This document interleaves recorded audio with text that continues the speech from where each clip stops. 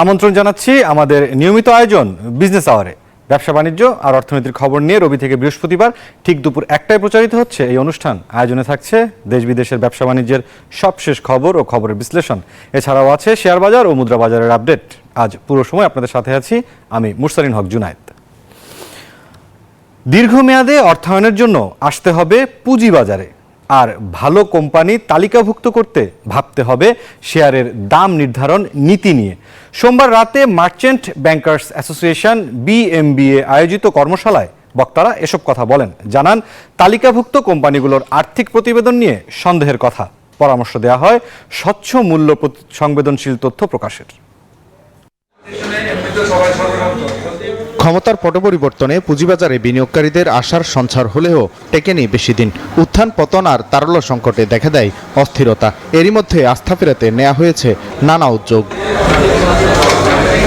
এমন অবস্থায় পুঁজিবাজারের সম্ভাবনা ও চ্যালেঞ্জ নিয়ে মার্চেন্ট ব্যাংকার্সের এই কর্মশালা, যেখানে উপস্থিত ছিলেন DSE, CSE, BSEC, Bangladesh bank ও NBR এর প্রতিনিধিরা। এ সময় কোম্পানির শেয়ারের দাম নির্ধারণ, মার্জিন ঋণ, মূল্য সংবেদনশীল তথ্য বা PSI এর সমালোচনা করেন বক্তারা। যত বেশি প্রোডাক্টের চেঞ্জ করি না কেন, যত বেশি পলিসি ইনসেন্টিভ আনি না কেন, কোনোটাই খুব বেশি দীর্ঘস্থায়ী সাস্টেইনেবল কোনো রেজাল্ট আনতে পারবে না। প্রাইস সেনসিটিভ ইনফরমেশন এবং ইনসাইডার ট্রেডিং রুলটাকে অনেক আধুনিক করতে হবে। কিছু ইনসেন্টিভ ছাড়া ভালো কোম্পানি মার্কেটে আসা আমি খুব কিছু দেখি না আর কি। আমরা আইপিওটাকে টপ প্রায়োরিটি দিয়েছি। এখন যে ট্রিগার সেল বা নেগেটিভ ইকুইটি, তার জন্য যে মার্জিন লোনটা আছে সেটাকেও কিন্তু আমরা প্রায়োরিটি লিস্টে রেখেছি। পুঁজিবাজারে NBR এর পর্যাপ্ত প্রণোদনা না থাকার বিষয়টি উঠে আসে সেমিনারে। যদিও রাজস্ব বোর্ড জানায়, শুধু প্রণোদনা পেতেই তালিকাভুক্ত হওয়া উচিত নয় কোম্পানিগুলোর, আর প্রয়োজনে ব্যাংকের বিনিয়োগ সীমা বাড়ানোর আশ্বাস বাংলাদেশ ব্যাংকের। আপনারা জানেন যে এটা রিস্কের সাথে জড়িত। কতটা ঝুঁকি নিতে পারবে একটা ফার্ম বা একটা প্রতিষ্ঠান, সেটা চিন্তা ভাবনা করেই সিঙ্গেল ভলার এক্সপোজারটা তৈরি করা হয়েছে। তো যদি আমাদের মার্কেট স্টেবল এবং ভাইব্রেন্ট হয়, এবং যে কথাগুলো আপনারা বললেন, মার্কেট যদি স্বাভাবিক পর্যায়ে ফিরে আসে বা স্বাভাবিক অবস্থায় আসে, তখন ডেফিনেটলি আমরা ক্যাটাগরিক্যালি হয়তো এই মার্কেটের জন্য আমরা এটা ওয়েভ করতে পারি। অর্থাৎ 15% উঠাই দিয়ে আমরা আপনাদের জন্য এটা আরো বাড়ায়ও দিতে পারি। কর্পোরেট ট্যাক্সের কিন্তু এখন এই উপমহাদেশে সবচেয়ে বাংলাদেশেই কম। আর কত কমাবো আমরা? আর কোম্পানি ক্যাপিটাল মার্কেটে আসবে কিন্তু মূলত ট্যাক্সের ছাড়ের জন্য না, তারা আসবে হলো লং টার্ম ইসের জন্য, ক্যাপিটালের জন্য, লং টার্ম যেটা বলে কি ফাইন্যান্সের জন্য আসবে। BSECর চেয়ারম্যান জানালেন, সিকিউরিটিজ আইন লঙ্ঘন করবে না তার সংস্থা। দীর্ঘমেয়াদী উন্নয়নে নেওয়া হবে নানা উদ্যোগও। আর ভবিষ্যতে পুঁজিবাজার থেকেই সরকারের অর্থ গ্রহণের পরিকল্পনার কথা জানালেন আর্থিক প্রতিষ্ঠান বিভাগের সচিব।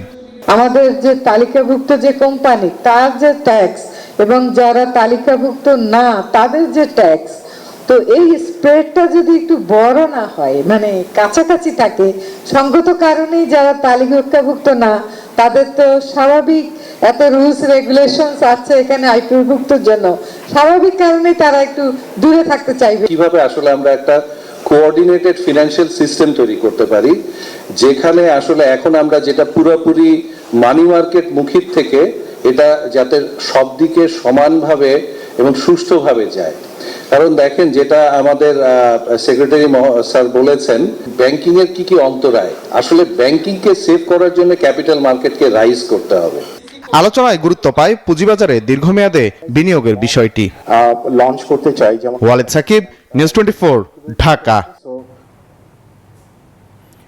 3 বছর পর আবারও চালু হয়েছে বাংলাদেশ ব্যাংক বিল। সংকোচনমূলক মুদ্রানীতির অংশ হিসেবে বাজারে অতিরিক্ত তারল্য উঠিয়ে নেওয়ার পাশাপাশি দুর্বল ব্যাংকগুলোকে সহায়তা দিতেই এমন পদক্ষেপ বাংলাদেশ ব্যাংকের। বিশ্লেষকরা বলছেন, কেন্দ্রীয় ব্যাংকের সহায়তায় দুর্বল ব্যাংকগুলোর মধ্যে ফিরে আসবে স্বস্তি। ওয়ালিদ সাকিবের প্রতিবেদনে বিস্তারিত। গেল 1.5 দশকে দুর্নীতি লুটপাটে দুর্বল হয়ে পড়েছে দেশের ডজনখানেক ব্যাংক। তারল্য সহায়তা দেওয়ার পরও এসব ব্যাংক থেকে চাহিদা মতো টাকা তুলতে পারছেন না গ্রাহকরা। অনেকেরই তো 40 লাখ 50 লাখ টাকা ব্রাঞ্চে আছে, এখন ব্রাঞ্চে আসলে তো 10,000 5,000 করে দেয়। মাঝে মধ্যে দেয়, মাঝে মধ্যে দেয় না। তারা যে 5,000 টাকা দিবে সেটাও তো দেয় না। তো একদিন পর পর যে ঘুরাইতেছে, আমার আজকে বাচ্চা অসুস্থ, আমার হাসপাতালে গিয়ে তো আমি বলতে পারতেছি না, আমার আজকে বকেয়া রাখেন। দুর্বল ব্যাংকগুলোর নির্বাহীরা বলছেন তারল্য সংকট কাটাতে খেলাপি ঋণ আদায় সহ বিভিন্ন উদ্যোগ নেওয়া হচ্ছে, কিন্তু মিলছে না কাঙ্ক্ষিত সুফল। এমন পরিস্থিতিতে আবারও বাংলাদেশ বিল নামে বন্ড ছেড়েছে কেন্দ্রীয় ব্যাংক। নতুন এই সিদ্ধান্তে ব্যাংকগুলো আগ্রহী হলে নিজেই বাজার থেকে অতিরিক্ত তারল্য তুলে নিতে পারবে কেন্দ্রীয় ব্যাংক। আমরা চাচ্ছি যে মার্কেটে তারল্য প্রবাহ আরো কিভাবে টাইটেনিং করা যায়। আমরা কিছুদিন আগে অ্যাসিওরড রিপো নামে একটা প্রোডাক্ট চালু করেছি, তাতে করে কিছু তারল্য মার্কেটে দেখা যাচ্ছে যে বৃদ্ধি পেয়েছে।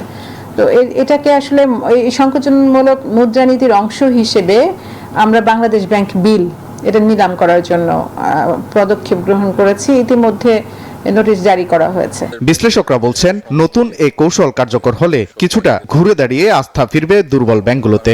এসব ব্যাংককে নিজেদের অর্থনৈতিক সক্ষমতা বাড়ানোর উপর জোর দেন তারা। ব্যাংক তো চলে ট্রাস্টের মাধ্যমে, ডিপোজিটররা যদি দেখে যে তারা টাকা চাইলে পাচ্ছে তাহলে কোনো ব্যাপার না।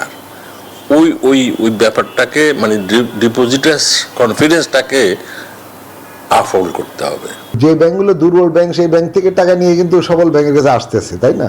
তবু সবল ব্যাংকগুলো আবার তাকে লেন দিয়ে দেওয়ার সময় কিন্তু আবার ভয় পাচ্ছে, কারণ এগুলো তো দুর্বল ব্যাংক, তো এগুলো তো খারাপ ব্যাংক, তাই না? এগুলো নিয়ে যদি আটকে পড়ে যায় তো পরে তো আর দিতে পারবে না। এই জন্য বাংলাদেশ ব্যাংক একটা অল্টারনেটিভ, আমার মনে হয় একটা অল্টারনেটিভ সোর্স বের করেছে, যে সে এই সারপ্লাস লিকুইডিটিগুলো এই সবল ব্যাংকগুলোর কাছ থেকে কিনে নেবে, কিনে ওইটা আবার দুর্বল ব্যাংকগুলোর কাছে বিক্রি করবে। ব্যাংকগুলোকে অর্থনৈতিকভাবে শক্তিশালী ও সুশাসন ফিরিয়ে আনতে স্বচ্ছতা ও জবাবদিহিতার প্রতি মনোযোগী হওয়ার তাগিদ দেন বিশ্লেষকরা। ওয়ালিদ সাকিব, নিউজ 24, ঢাকা।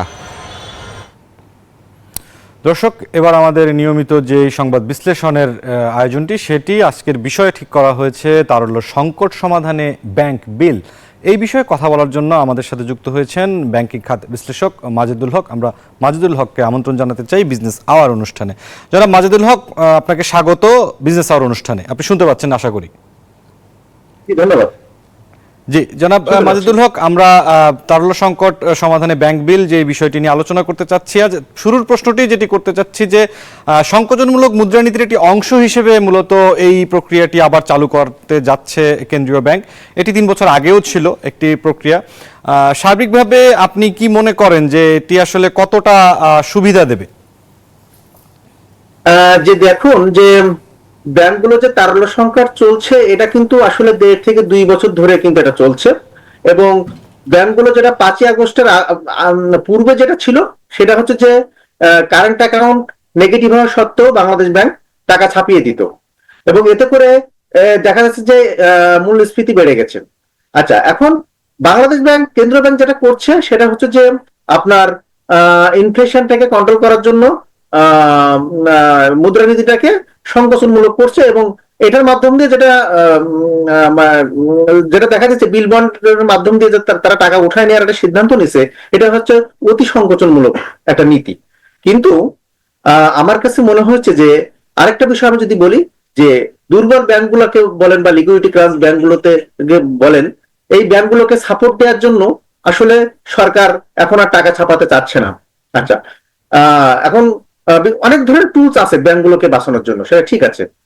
বিল বন্ড এখন সেল করে, গভর্নমেন্ট সিকিউরিটি সেল করে সেই টাকাটা মার্কেট থেকে উঠাই নিয়ে দুর্বল ব্যাংকগুলোকে আমি সাপোর্ট দিব। আচ্ছা, এখন কথাটা হচ্ছে যে আমাদের আসলে তো এটা যে ইয়ে হবে না, এই মডেলটা যে সাকসেস হবে না, এই মডেলটা যে ব্যর্থ হবে, কেন ব্যর্থ হবে এটা যদি আমি ম্যাথমেটিক্যালি একটু বলি আপনাকে। মডেল অ্যাডপ্ট করতেই পারে কেন্দ্র ব্যাংক, সেটা ঠিক আছে কনসিডারিং কারেন্ট সিচুয়েশনে, কিন্তু আমার ব্যাংকিং সেক্টরে আমার 100টা ব্যাংকে টোটাল ডিপোজিট হচ্ছে যে আমার 18 ট্রিলিয়ন টাকা এই মুহূর্তে, এবং এইটার টোটাল ডিপোজিটের 85% টাকা কিন্তু আরবান ডিপোজিটার এবং 15% হচ্ছে রুরাল ডিপোজিটার। তাহলে ব্যাংকিং সেক্টরে যে স্ক্যাম হয়েছে, ব্যাংকিং সেক্টরে যে দুর্নীতি হয়েছে, সেখান থেকে টাকা নিয়ে যে উৎপাদনশীল খাতে যে এটা বিনিয়োগ হয় নাই, সেই টাকাটা বাইরে পাচার করা হয়েছে, বাইরে অট্টালিকা কেনা হয়েছে, মার্কেট কেনা হয়েছে, এটা কিন্তু কারোর কাছে অজানা নয়। এবং তাহলে আরবান ডিপোজিট যদি 85% হয়, তাহলে আরবান পিপুলরা মোর কনসাস, মানে অনেক সচেতন রুরাল পিপুলদের থেকে, যেহেতু তারা শিক্ষিত সমাজের ভিতরে আছেন। তাহলে আরবান পিপুলরা তো এখন যেটা হয়েছে, যখন ব্যাংকগুলোকে যখন বোর্ড পর্ষদ ভেঙে দিল, সেই পর্ষদ ভাঙাকে কেন্দ্র করে সব ব্যাংকে যখন যে কোনো একটা ব্যাংকের যখন পর্ষদ ভাঙা হয়, তখন কিন্তু ডিপোজিট 10% ডিপোজিট চলে যায়, 5% ডিপোজিট কিন্তু ব্যাংকে চলে যায় যখন পর্ষদ ভাঙা হয়, সব সময় হয়। কিন্তু এবারে পর্ষদ ভাঙা এবং বিগত সালে যে পর্ষদ ভাঙা হয়েছে, এটার ভিতরে অনেকগুলো পার্থক্য আছে। তার কারণ হচ্ছে যে এবারে এই সরকার, ইউনূস সরকার যেটা দেখছে, এবং অর্থ উপদেষ্টা বলছে এবং প্রধান উপদেষ্টা বলছে যে আমাদের উদ্দেশ্য ব্যাংকগুলোকে বাঁচিয়ে রাখা। আসলে অর্থনীতিতে বিগত 15 বছরে যেটা সব থেকে বড় ক্ষত সৃষ্টি হয়েছে কিন্তু ব্যাংকিং খাতে, এবং সেই ব্যাংকিং খাতকে বাঁচিয়ে রাখার কিন্তু প্রধান উদ্দেশ্য অর্থ উপদেষ্টা বলেন, প্রধান উপদেষ্টা বলেন এবং গভর্নর বলেন। আচ্ছা, তাহলে যে ডিপোজিটটা, যেটা নন পারফর্মিং লোন যেটা হয়েছে, সেই লোনটা কিন্তু এখন আসলে জিডিপির 10% কাছাকাছি। তাহলে এই যে জিডিপির 10% কাছাকাছি আপনার এখন এনপিএল, তাহলে এটা অর্থনীতিতে কত ক্ষত সৃষ্টি করছে, এবং এটাকে যদি আমি উদ্ধার করতে না পারি, এটাকে যদি আমি রিকভার করতে না পারি, তাহলে আমার অর্থনীতিটা কোথায় চলে যাবে, এটা অবশ্যই চিন্তা করতে পারছেন। আরেকটা হচ্ছে যে আপনার যে সরকার যে সিদ্ধান্ত নিয়েছে বিক্রি করে ব্যাংকগুলোকে টাকা দিবে, ব্যাংকগুলো চেয়েছে 25,000 কোটি টাকা, কেন্দ্রীয় ব্যাংক হয়তো বলছে না আমরা 18,000 কোটি টাকা দিব, এরকম হয়তো প্রাথমিক একটা সিদ্ধান্ত হয়েছে। কিন্তু আমার কাছে মনে হচ্ছে, আমি সবসময় একটা কথাই বলতে চাই, যে ব্যাংক বিজনেসটা কিন্তু ট্রাস্টের জায়গা, আত্মবিশ্বাসের জায়গা। এই ট্রাস্ট কিন্তু চলে গেছে। হ্যাঁ, এটা আমি পরিসংখ্যান দেখেই জানতে পেরেছি যে 400 জায়গাটিতে আসবো জনাব মাজেদুল হক, আমরা আস্থার জায়গাটিতে আসবো, তার আগে একটি বিষয় একটু আপনাকে জেনে নিতে চাই। এই যে দুর্বল ব্যাংকগুলো বা ব্যাংক খাতকে যদি সামগ্রিকভাবে আমরা বলি, এটিকে পুনরুজ্জীবিত করা বা সংস্কার করার জন্য অনেকগুলো পদক্ষেপ এর মধ্যে কিন্তু নেওয়া হয়েছে। যেমন আপনি বলছিলেন যে পর্ষদ ভেঙে দেওয়া হয়েছে, যেগুলো দুর্বল ব্যাংক তাদেরকে তারল্য সহায়তা দেওয়া হয়েছে সবল ব্যাংকের কাছ থেকে নিয়ে। তো এই যে ধাপে ধাপে যে পদক্ষেপগুলো নেওয়া হয়েছে, সেই জায়গাগুলো আসলে কাজ করছে না বলেই ব্যাংক বিল আনা হচ্ছে, এরকম কিছু মনে করেন কিনা আপনি? না, যে পদক্ষেপগুলো নেওয়া হয়েছে, পর্ষদ ভাঙা হয়েছে, পর্ষদ ভাঙার পরে কিছুদিন সময় নেওয়া হয়েছে, বাংলাদেশ ব্যাংক গ্রান্টার হয়েছে, হ্যাঁ, গ্রান্টার হয়ে হয়তো টাকা কিছু সাপোর্ট দিছে। কিন্তু আপনার একটা ব্যাংকে তো আপনার এখন 30,000, যদি আমি বলি যে 30,000 কোটি টাকা, 25,000 কোটি টাকা অ্যাভারেজ ডিপোজিট আছে একটা ব্যাংকে। যখন এটা স্ক্যামটা ছড়ায় গেল এবং পর্ষদ যখন ভাঙা হলো, এবং যখন সোশ্যাল মিডিয়াতে যখন একটা আলোচনার কেন্দ্রবিন্দু হলো ব্যাংকগুলা, তখন তো সব ডিপোজিটাররা একবারে চলে এসছে। তাহলে 25,000 কোটি টাকা যদি একটা ব্যাংকে থাকে, ডিপোজিটারদের ডিপোজিট 35,000 কোটি টাকা থাকে, সে তো সব ডিপোজিটে একদিনেই চলে আসছে। পৃথিবীর কোনো ব্যাংক তো আসলে একদিনে টাকা দিতে পারবে না, যত ভালো ব্যাংকই হোক, নাম্বার 1। নাম্বার 2 হচ্ছে যে এই যে ডিপোজিটাররা চলে আসলো, কেন চলে আসলো? কারণ আস্থার জায়গাটা উঠে গেছে। এখন সেন্ট্রাল ব্যাংক সাপোর্ট দিছে, এ পর্যন্ত 7,000 কোটি টাকা সাপোর্ট দিছে। এখন 7,000 কোটি টাকা কিন্তু এটা আনাপ না। এখন কেন্দ্রীয় ব্যাংক যেটা করছে, এটা 25,000 কোটি টাকা কেন, এটা 50,000 কোটি টাকা, 60,000 কোটি টাকা, 70,000 কোটি টাকা পর্যন্ত সাপোর্ট যদি তারা দিতে ইচ্ছুক হয়, তাহলেও কিন্তু একটা আস্থার সংকট তৈরি হয়ে গেছে। এই আস্থাটা কিন্তু তৈরি করতে সময় লাগবে। কারণ আমি কিন্তু বারবার বলছি, এবং এনপিএল শুধু ওটা হয় নাই, এই NPL non performing loan roadmap, এই non performing loan reduction roadmap তো করা হয়েছে, সেখানে তো করা হয়েছে, এটাও এবং এই ডেভেলপমেন্টটা চলছে। এটা নিয়ে রিকভারি প্ল্যান। যারা মাজেদুল হক, আস্থার জায়গার যে কথাটি আপনি বলছেন, সেই জায়গাটিতে একটু আসতে চাই। যে অনেকগুলো চেষ্টা করা হচ্ছে, অনেক রকমের পদক্ষেপ নেওয়া হচ্ছে, কেন্দ্রীয় ব্যাংকের পক্ষ থেকে তারা চেষ্টা করছেন, এবং গ্রাহকদেরকে কিন্তু তারা বারবার অনুরোধও করছেন গণমাধ্যমের মারফত। তো যেই ব্যাংকগুলো আসলে সহায়তা করছে বা যারা সহায়তা নিচ্ছে, যারা বেসরকারি পর্যায়ে, তাদের পক্ষ থেকে কি কিন্তু তেমন কোনো গ্রাহকদের আস্থা অর্জনের কর্মসূচি, বিশেষায়িত কোনো কর্মসূচি এখন পর্যন্ত দেখা যাচ্ছে না? মানে এর কারণটা কি? হ্যাঁ, এর কারণ কিছু আছে। আমি যদি একটু বলি, ব্যাংকের পর্ষদ ভাঙা হয়েছে, কিন্তু এই যে সমস্ত ব্যাংকগুলোতে থেকে যে সমস্ত ব্যবস্থাপনা কর্তৃপক্ষ ছিল, সেই ব্যবস্থাপনা কর্তৃপক্ষগুলো কিন্তু ব্যাংকগুলোতে রয়ে গেছে। এখন গ্রাহকরা তো সচেতন, এখন প্রত্যেকটা গ্রাহক সচেতন, তারা নিউজ পেপার পড়তেছে, টেলিভিশনে নিউজ দেখতেছে। এখন তারা দেখতেছে যে এই এক্সিস্টিং যারা এটার সাথে জড়িত ছিল, তারা যদি এখন আবার থাকে, সুতরাং ওই গ্রাহকদের কিন্তু ওই আস্থাটা এই কারণে ফিরছে না। কারণ ব্যবস্থাপনা কর্তৃপক্ষ কিন্তু পর্ষদ ভাঙছে, কিন্তু পর্ষদ ভাঙা সত্ত্বেও আগের ব্যবস্থাপনা কর্তৃপক্ষ কিন্তু রয়ে গেছে। রয়ে যাওয়ার কারণে ওই আস্থাটা কিন্তু এটা কিন্তু ডিপোজিটারদের মানে ফিরতে দেরি হচ্ছে। যে কেন, মানে why they are staying so long, ঠিক আছে? তো সুতরাং এই যে আস্থা একটা বিষয়, আরেকটা বিষয় হলো যে আপনার ব্যাংক তো আরো আছে, 10টা ব্যাংক তার যে ডিপোজিট এই ব্যাংকে আছে, সে তো অন্য ব্যাংকে সে তো আস্থা অর্জন করছে, অন্য ব্যাংকও তো গুড গভর্নেন্স আছে। কারণ আপনার এনপিএল রিডাকশন রোড ম্যাপে 17টা পয়েন্ট আছে, 17টা পয়েন্টের ভিতরে 11টা হচ্ছে যে এনপিএল রিডাকশন কথা বলা আছে বিভিন্ন উপায়ে, আরেকটা কথা বলা হচ্ছে যে 6টাতে গুড গভর্নেন্স বলা হচ্ছে। মানে গুড গভর্নেন্স নিশ্চিত করার বিকল্প কিন্তু আসলে ব্যাংকগুলোতে নাই। কারণ 1997 সাল থেকে 2012 সাল থেকে পর্যন্ত ব্যাংকিং সেক্টরে যে রিফর্মটা হয়েছিল, সেই রিফর্মটা ছিল কিন্তু আসলে খুব গ্ল্যারিং রিফর্ম আমি বলবো, এবং আমি বলবো খুব প্রশংসনীয় রিফর্ম ছিল ওই সময়টা। কিন্তু পরে যে ঘটনাগুলো হয়েছে সেগুলোকে আসলে ধামাচাপা দেওয়ার জন্য হয়েছে, একটা সার্কুলার সকালে দিছে, একটা বিকালে দিছে, একটা সন্ধ্যার সময় দিয়েছে, নানান ধরনের কাহিনী হয়েছে। হ্যাঁ, আগে এক সময় দেখা যাচ্ছে যে এক সময় 10 থেকে 30% টাকা জমা দিয়ে আপনার লোন নিয়মিত করা যেত, সেটাকে আপনাকে কমানো হয়েছে 6%, 2.5%, 3%। সুতরাং এই কাজগুলো করা হয়েছে এবং এটা কেন্দ্র ব্যাংক, এবং এটা তো আসলে কেন্দ্র ব্যাংকেরই এটা দায়িত্ব, আস্থা ফেরানোর দায়িত্ব। আমি কিন্তু সবসময় বারবার বলছি যে ডিপোজিটরদের অভিভাবক কিন্তু কেন্দ্র ব্যাংকের দায়িত্ব যে ডিপোজিটরদের আস্থা ফেরানোর ওয়ে আউটটা বের করা। হ্যাঁ, কেন্দ্র ব্যাংক বিভিন্ন টুলস ইউজ করছে, কিন্তু টুলস ইউজ করে কি ব্যাংকগুলোকে কতদিন পর্যন্ত এটা সাপোর্ট দিবে, সার্ভাইভ করাবে? কিন্তু আমার কথা হচ্ছে যে একটা কমার্শিয়াল ব্যাংক যদি ন্যাচারাল ইনফ্লো যদি না হয়, ডিপোজিটরদের কাছ থেকে মানি ইনফ্লো যদি না হয়, তাহলে কিন্তু ব্যাংকগুলোকে সেভ করা কিন্তু সম্ভব না। কারণ আপনি নিশ্চয়ই দেখেছেন ফার্মার্স ব্যাংকের নাম রিনেম করে পদ্মা ব্যাংক করা হয়েছে, তারপরেও কি পদ্মা ব্যাংক উঠে এখনো পেরেছে? পারে নাই। কারণ আসলে আমার আস্থা চলে গেছে। তো ব্যাংকিং সেক্টর ব্যাংকিং বিজনেসটা আস্থার জায়গা, এই আস্থাটা আপনি নষ্ট করে দিয়েছেন। সুতরাং আমি বলবো যে গুড গভর্নেন্স নিশ্চিত করার নতুন পর্ষদ আসছে, এবং আমি বলবো নতুন পর্ষদকে গুড গভর্নেন্স নিশ্চিত করার কোনো ধরনের বিকল্প নাই, এবং কেন্দ্র ব্যাংক যে টাকাগুলো দিচ্ছে দুর্বল ব্যাংকগুলোকে, এগুলোকে তদারকি করতে হবে, সকাল সন্ধ্যা তদারকি করতে হবে, অডিট ইন্সপেকশন চালায় যেতে হবে, সবসময় চালায় যেতে হবে।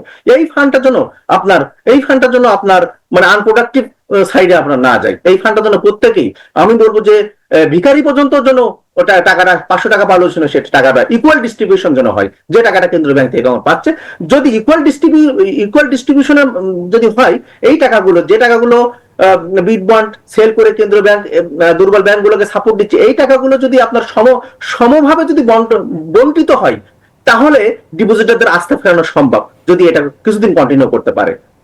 মাজেদুল হক, একটি বিষয় যেটি জানতে চাচ্ছি যে বড় বড় শিল্প উদ্যোক্তা বা বিনিয়োগকারী যারা রয়েছেন দেশের, তাদের পক্ষ থেকে কিন্তু সমসাময়িক একটি অভিযোগ তারা বলছেন বারবার যে কেন্দ্রীয় ব্যাংক যে সব নীতি নেন, সেই সব নীতির জায়গায় দেখা যায় যে ব্যক্তিকে তারা জবাবদিহিতার আওতায় নিয়ে আসেন, দায়বদ্ধতার জায়গায় আনেন, কিন্তু প্রতিষ্ঠানকে তারা কখনো আসলে নিয়ে আসেন না। এবং আমরা যেটি দেখছি যে সেরকম আসলেই তাদের যে অভিযোগ এটি এক অর্থে সত্য। এই জায়গাটি আসলে কেন করা হয় না, এটি আপনি কি মনে করেন? হ্যাঁ, দেখুন না, এখন তো আপনার ব্যক্তিগুলো তো যে প্রতিষ্ঠানের সাথে আসলে ইনভলভমেন্ট, সেই প্রতিষ্ঠানটাকে প্রতিষ্ঠান তো আপনার এটা তো পাবলিক গুডস, আমি বলবো এটা তো আমি বলবো এটা পাবলিক গুডস। কারণ হচ্ছে যে প্রতিষ্ঠানের সাথে যে সমস্ত লোকজনগুলো জড়িত আছে, যে সমস্ত লোকজনগুলো এটার সাথে মানে আপনি টাকা পাচারের সাথে জড়িত আছে, তারপরে হচ্ছে যে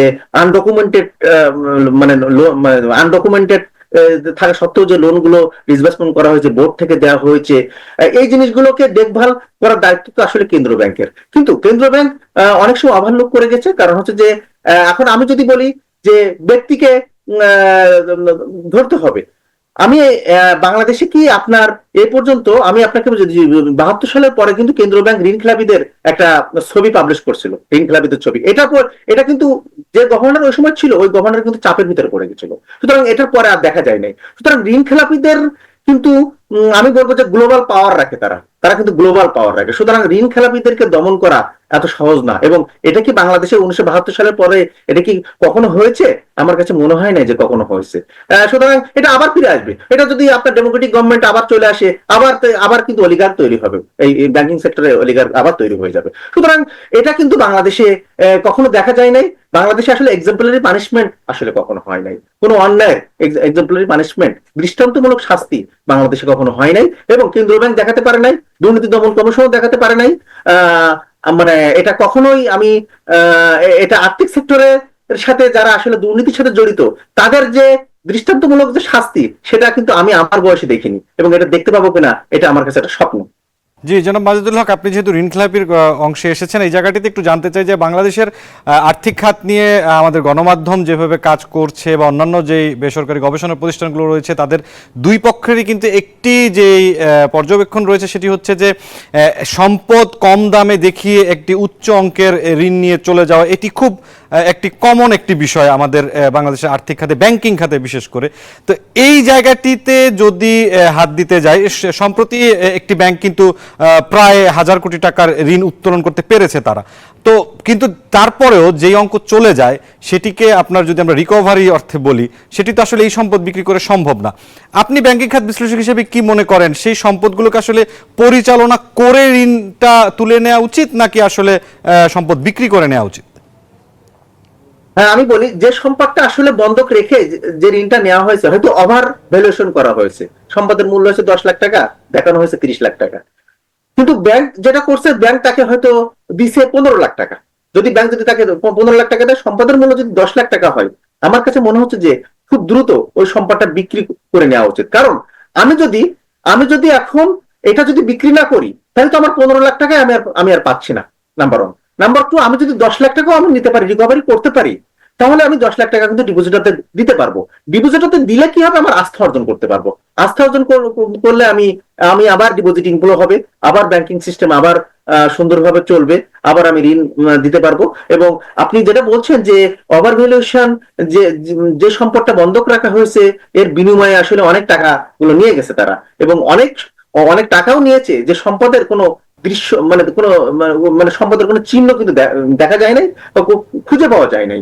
আচ্ছা, এই ক্ষেত্রে আসলে কি হয়েছে জানেন, এটা হচ্ছে গুড গভর্নেন্স ছিল না। কারণ আমার কি হয়, এখানে কিন্তু দুর্নীতিবাজ কর্মকর্তা নিয়োগ দেওয়া হয়, এবং অন কন্ডিশন, একটা শর্তের ভিত্তিতে কিন্তু আসলে নিয়োগ দেওয়া হয়, এবং হয়তো 2টা বা 3টা পজিশন নিয়ে বা তাদেরকে স্যালারি বৃদ্ধি করে, তাদেরকে পজিশন বাড়িয়ে দিয়ে, হ্যাঁ, তাদেরকে আসলে নেওয়া হয়, এবং এটা শর্তের মাধ্যম দিয়ে নেওয়া হয়, এবং এটা হচ্ছে, এবং এটা বাংলাদেশে আসলে কবে থামবে এটা আমি বলতে পারি না। এবং তারা এই কাজগুলো আসলে করে, এবং এটাকে আসলে আপনি যে কথাটা বলছেন, যে সম্পদটা আসলে ট্রেসেবল, যে সম্পদটা আসলে খুঁজে পাওয়া গেছে, এটা খুব দ্রুত আসলে সেল করে আসলে ব্যাংকের লকারে আসলে টাকা নিয়ে আসা উচিত। তার কারণ ডিপোজিটরদেরকে আমাকে টাকা দিতেই হবে, কারণ ডিপোজিটরদেরকে ফেরাই দেওয়ার রাইট কিন্তু আসলে ব্যাংকগুলোর নাই। জি জনাব মাজেদুল হক, একদম শেষ প্রশ্নটি খুব সংক্ষেপে আপনার কাছ থেকে জানতে চাচ্ছি। বড় বড় শিল্পোদ্যোক্তারা যেটি বলেন যে সংকোচনমূলক মুদ্রানীতি, এটি আসলে কেন্দ্রীয় ব্যাংক যখন তা ব্যক্তির উপরে দেয় বা উদ্যোক্তাদের জন্য দেয়, তাদের জন্য সংকোচনমূলক, কিন্তু যখন কেন্দ্রীয় ব্যাংক নিজে কোনো কাজ করতে যায়, অর্থাৎ সরকার যদি কাজ করতে যায়, সেটি সম্প্রসারণমূলক হয়ে যায়। এই জায়গাটিকে আসলে একটি ভারসাম্য আনার জন্য কি করা যায়? শেষ প্রশ্ন, সংক্ষেপে যদি উত্তর দেন। ওকে, খুব ভালো একটা প্রশ্ন করেছেন, এটা নিয়ে আমি খুব খুশি হয়েছি প্রশ্নটা শুনে। অনেক সময় দেখা যাচ্ছে মুদ্রানীতি সংকোচনমূলক করছে, আবার ঠিক 1 মাস পরে রাজস্ব নীতি এটা সম্প্রসারণমূলক করছে। তাহলে মুদ্রানীতি যে উদ্দেশ্য করা হয়েছে, সেই উদ্দেশ্যটা কিন্তু পূরণ হয় না। আসলে আমাদের দেশে সংকোচনমূলক মুদ্রানীতি করছে, এটা হচ্ছে পলিসি রেট বাড়ানোর ফলে কি হচ্ছে, যে আমার ঋণের সুদের হার 15-16% হয়ে গেছে। এখন সুদের হার এত শতাংশ হয়ে গেছে, ঋণগুলো খুব দুষ্প্রাপ্যতা হয়ে গেছে, খুব মূল্যবান হয়ে গেছে ব্যবসায়ীদের কাছে।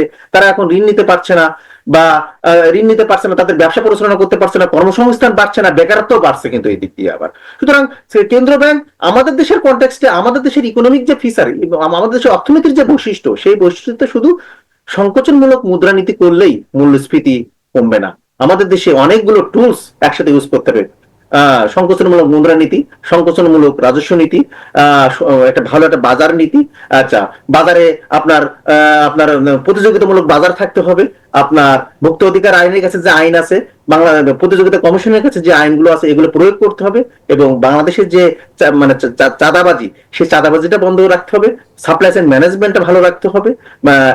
এই জিনিসগুলো যদি একসাথে আমি না করতে পারি, তাহলে আমার মূল্যস্ফীতি কমবে না। আমি অতি সংকোচনমূলক মুদ্রানীতির মাধ্যম দিয়েও মূল্যস্ফীতি কমানো সম্ভব নয়।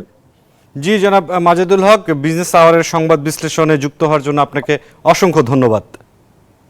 জি, ধন্যবাদ আপনাকে। দর্শক, আমরা তখন সংবাদ বিশ্লেষণ করছিলাম তারল্য সংকট সমাধানে ব্যাংক বিল, এই প্রসঙ্গে আমাদের সাথে আলাপ করছিলেন ব্যাংকিং খাত বিশেষজ্ঞ। আমরা চলে যাব একটি বিরতিতে, সাথে থাকবেন, ফিরছি অন্যান্য সংবাদ দিয়ে। আবারও স্বাগত বিজনেস আওয়ারে। এবারে শেয়ার বাজারের খবর।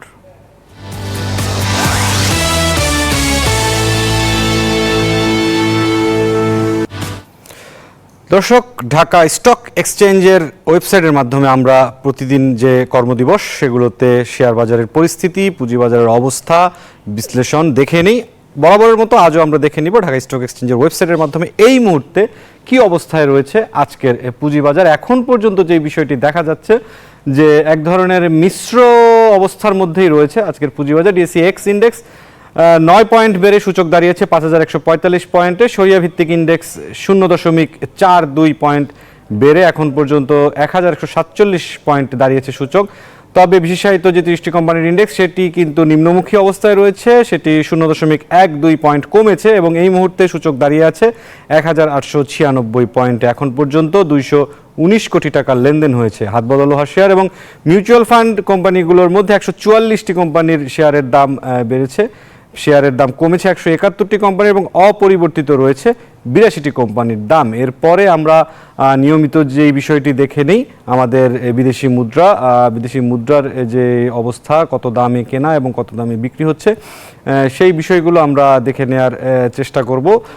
তার আগে যে বিষয়টি বলতে চাচ্ছিলাম যে মুদ্রা বিনিময় হার এখন আমরা দেখছি মার্কিন ডলার 119 টাকায় কিনে বিক্রি হচ্ছে 120 টাকায়, ইউরো 127 টাকায় কিনে বিক্রি হচ্ছে 132 টাকায়, পাউন্ড 150 টাকায় কিনে বিক্রি হচ্ছে 155 টাকায়, চীনা ইউয়ান 15 টাকা 50 পয়সায় কেনা যাচ্ছে, বিক্রি হচ্ছে 17 টাকা 30 পয়সায়, সৌদি রিয়াল 31 টাকা 50 পয়সায় কেনা যাচ্ছে, বিক্রি হচ্ছে 32 টাকা 50 পয়সায়, ভারতীয় রুপি 1 টাকা 35 পয়সায় কেনা যাচ্ছে, বিক্রি হচ্ছে 1 টাকা 45 পয়সায়। এরপর আমরা চলে যাব স্বর্ণের দরদামে। সবচেয়ে ভালো স্বর্ণ 22 ক্যারেট প্রতি ভরি 1,40,376 টাকা, 21 ক্যারেটের স্বর্ণ প্রতি ভরি 1,33,996 টাকা, 18 ক্যারেটের স্বর্ণ প্রতি ভরি 1,14,855 টাকা, সনাতন স্বর্ণ প্রতি ভরি 94,327 টাকা। পাশে প্রতি গ্রামের দাম লেখা আছে, আপনারা দেখে নিতে পারবেন। 11.664 গ্রামে এক ভরি হিসেবে ভরিগুলো ধরা হয়েছে। এরপর আমরা জেনে নিতে চাই রূপার বাজার। রূপার যে দরদাম সেটি দেখা যাচ্ছে যে 22 ক্যারেট সবচেয়ে ভালো রূপা প্রতি ভরি 2,578 টাকা, 21 ক্যারেটের রূপা প্রতি ভরি 2,449 টাকা, 18 ক্যারেটের রূপা প্রতি ভরি 2,111 টাকা এবং সনাতন রূপা 1,586 টাকা। এই ছিল এখন পর্যন্ত আমাদের যে শেয়ার বাজার। বিদেশি মুদ্রা এবং স্বর্ণ রূপার যে বাজার রয়েছে তার যে দরদাম সেটি আমরা চলে যাব আরেকটি বিরতিতে, ফিরছি অন্যান্য সংবাদ নিয়ে, সাথে থাকুন। আবারও স্বাগত জানাচ্ছি বিজনেস আওয়ারে। এবারে বন্দর বাণিজ্যের খবর।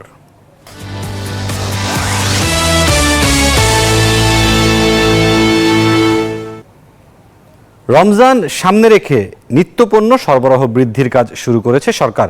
নিত্যপণ্যের দাম ভোক্তাদের ক্রয় ক্ষমতার মধ্যে রাখতে নানা উদ্যোগ নেওয়া হয়েছে।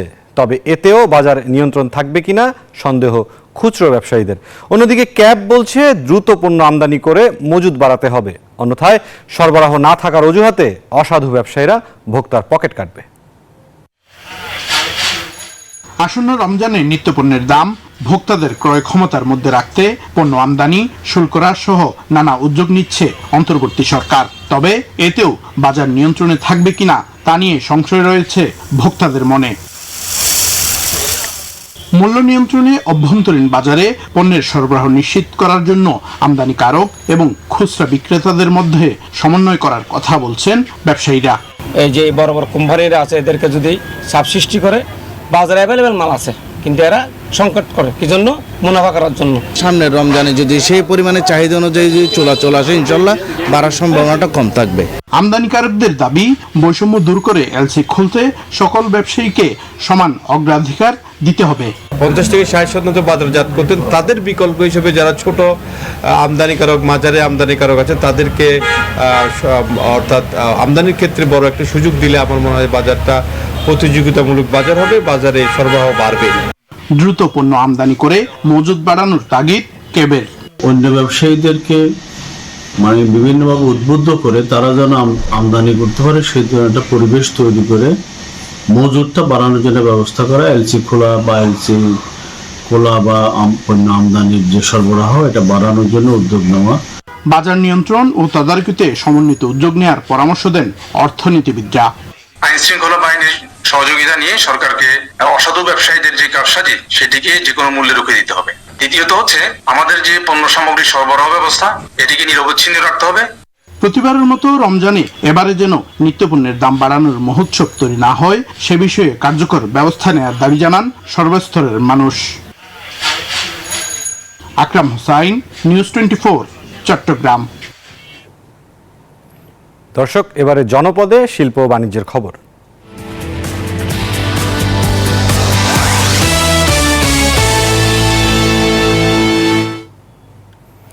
গত কয়েক বছর আলুর দাম ভালো পাওয়ায় এবার আগাম আলু চাষে ঝুঁকেছেন গাইবান্ধার কৃষক। আগাম জাতের এসব আলু 55 থেকে 60 টাকার মধ্যে উত্তোলন করা যাবে বলে আশা তাদের। পরবর্তীতে একই জমিতে ভুট্টা, সরিষা সহ অন্যান্য ফসল চাষ করবেন বলছেন কৃষকরা। কৃষকদের নিয়মিত পরামর্শ এবং বীজ সংগ্রহ ও আলু সংরক্ষণ তদারকি করছে জেলা কৃষি বিভাগ। আলুর মৌসুমে শ্রমিক সংকট থাকলেও থেমে নেই আলুর জমি তৈরি, রোপণ ও পরিচর্যা। শীতের কুয়াশা মোড়ানো ভোরেই কাজ শুরু করে কৃষক, চলে দিনভর। আবহাওয়া অনুকূলে এবং রোগবালাইয়ের প্রাদুর্ভাব না থাকলে ভালো লাভের স্বপ্ন দেখছেন তারা। কিছুদিন পরই তোলা যাবে নতুন আলু, তাই শিগগিরই নতুন আলুর বাজার ধরার আশা কৃষকদের। এরপরই একই জমিতে ভুট্টা, সরিষা সহ বিভিন্ন ফসল চাষ করে ভালো লাভের আশা তাদের। যেভাবে প্রস্তুতি নিয়েছি আমরা আগামীতে সব জিনিসের দাম বেশি, সেই হিসেবে আমরা আশা করি যে এবারও আমরা আলুতে ভালো দাম পাবো। আলু লাগাচ্ছি খুব আর্জেন্ট ভাবে, এই যে খাবার সময় পাচ্ছি না, তারপরে ওই কামড়াও পাওয়া যাচ্ছে না, সব সময় ব্যস্ত নিয়েই আছি। যতক্ষণ আলু লাগান শেষ না হয়েছে ততক্ষণ আমরা এইভাবেই ব্যস্ত থাকবো আর কি। মাটির উর্বরতার জন্য ভালো একটা উপযুক্ত, এই জন্য প্রায় সব জমিতেই আমরা বাড়ির আনাচে কানাচে সব জায়গাতেই আলু লাগাই সবাই। আলু গাড়লে একটা জমিতে 3-4টা ফসল দেওয়া যায়, এই জন্য আলু গাড়ে। আগাম আলু চাষে কৃষকদের আগ্রহ বাড়ছে, তাই বিভিন্ন পরামর্শ দিয়ে কৃষকদের পাশে থাকার কথা জানিয়েছে কৃষি বিভাগ। আমাদের যে নির্দিষ্ট আলু চাষের উপযুক্ত সময় অর্থাৎ 30শে নভেম্বরের মধ্যেই আমরা আমাদের লক্ষ্যমাত্রা পৌঁছতে পারবো বলে আমরা আশা রাখি। এ ব্যাপারে কৃষি বিভাগ কৃষকদেরকে নিয়মিত পরামর্শ প্রদান করছে। এবছর জেলায় 12,400 হেক্টর জমিতে আলু চাষের লক্ষ্যমাত্রা ধরা হয়েছে, যা গত বছরের তুলনায় 2,000 হেক্টর বেশি। Desk report, news 24।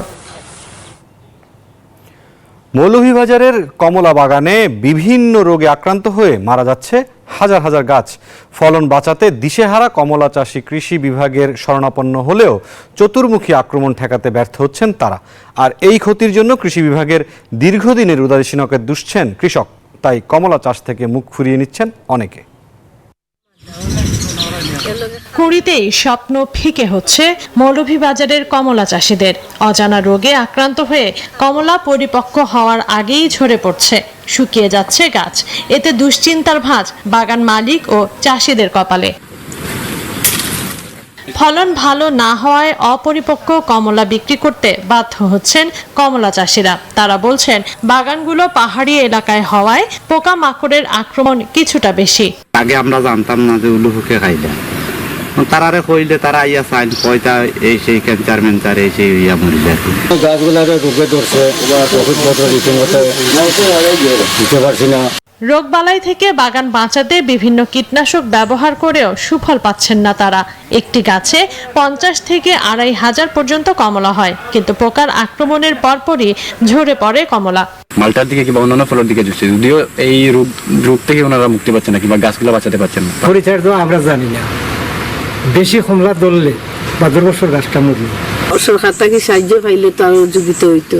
চাষিদের বেশ কিছু কীটনাশক সরবরাহ করেছে কৃষি বিভাগ।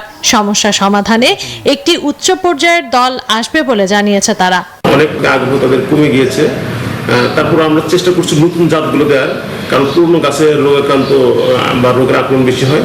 নতুন গাছগুলোতে এটা হবে না এবং নতুন গাছগুলো ছোট হবে, এজন্য তারা সহজে এটা যত্ন নিতে পারবে। জেলার জুড়ি, বড়লেখা ও কুলাইড়া উপজেলায় 3 থেকে 400 বাগানে প্রায় 1000 হেক্টর পাহাড়ি এলাকায় কমলা চাষ হতো।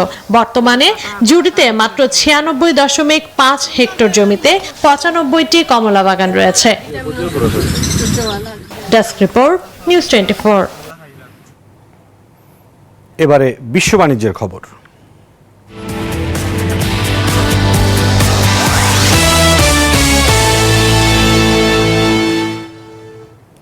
এবার সৌদি আরবে আঞ্চলিক সদর দপ্তর স্থাপনের অনুমোদন পেল যুক্তরাষ্ট্রভিত্তিক বিনিয়োগ ব্যাংক মর্গান স্ট্যানলি। সোমবার এক প্রতিবেদনে এ তথ্য জানিয়েছে আরব নিউজ। দেশটির বিনিয়োগ বিষয়ক মন্ত্রীর বরাতে সংবাদ মাধ্যমটি জানায়, রিয়াদে আঞ্চলিক সদর দপ্তর স্থাপনে অনুমোদন পেয়েছে 540টি আন্তর্জাতিক সংস্থা, যা দেশটির লক্ষ্যমাত্রার চেয়ে অনেক বেশি। 2007 সালে ইকুইটি ট্রেডিং দিয়ে সৌদি বাজারে প্রবেশ করেছিল মর্গান স্ট্যানলি। পরবর্তীতে 2009 সালে প্রতিষ্ঠা করা হয় ইকুইটি ফান্ড। এছাড়াও সম্প্রতি সৌদি আরবে আঞ্চলিক সদর দপ্তর স্থাপনের অনুমোদন পেয়েছে সিটি গ্রুপ।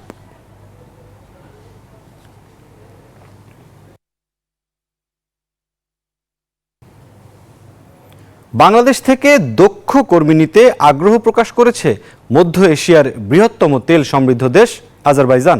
সেই সাথে কম খরচে পড়ালেখার সুযোগ থাকায় দেশটির রাজধানী বাকুর বিশ্ববিদ্যালয়গুলোতে বাংলাদেশের শিক্ষার্থীদের ভিড় বাড়ছে। ইতিমধ্যে ঢাকায় দূতাবাস খোলার বিষয়েও কাজ করছে দেশটি। মধ্য এশিয়ার বৃহত্তম তেল সমৃদ্ধ দেশ আজারবাইজান। খনিজ জ্বালানি সমৃদ্ধ ধনী আজারবাইজানে প্রবাসী বাংলাদেশিদের সংখ্যা বর্তমানে হাজারের বেশি। সাশ্রয়ী ব্যয়ে উচ্চশিক্ষার জন্য দেশটির রাজধানী বাকুর বিশ্ববিদ্যালয়গুলোতে পদচারণা বাড়ছে বাংলাদেশি শিক্ষার্থীদের। এবার দেশটি বাংলাদেশ থেকে দক্ষ কর্মী নিতে আগ্রহ প্রকাশ করেছে।